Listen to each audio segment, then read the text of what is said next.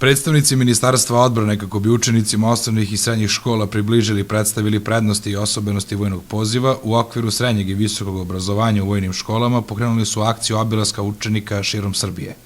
Major Desimir Milićević i poručnik Petar Ilić učenicima kruševačkih škola Dragomir Marković i gimnazije predstavili su ovaj za Srbe najčasniji poziv služenja svojoj otadžbini.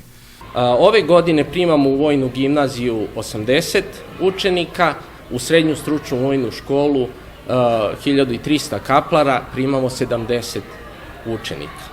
Novina od ove godine jeste da kandidati potrebna dokumenta koji su navedena u konkursu donose neposredno u naše vojne škole za vojnu gimnaziju i srednju stručnu vojnu školu, to je ulica Humska 22 u Beogradu, ili poštom, odnosno preporučenom pošiljkom, znači sa ovom istom adresom. Kandidati za Vojnu akademiju svoja dokumenta donose na Vojnu akademiju ili poštom, znači na njihovu adresu. 15. februara do 31. marta je raspisan konkurs za Vojnu akademiju i Vojno-medicinsku akademiju. Na Vojnoj akademiji primaju se 100 kadeta iz civilstva u 7 akreditovanih studijskih programa. Na Vojno-medicinsku akademiju primaju se 25 kadeta iz civilstva.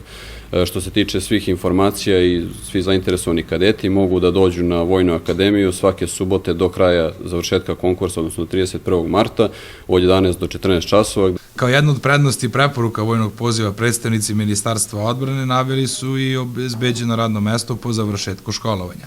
Sve potrebne informacije mogu se naći na sajtu Vojske Republike Srbije.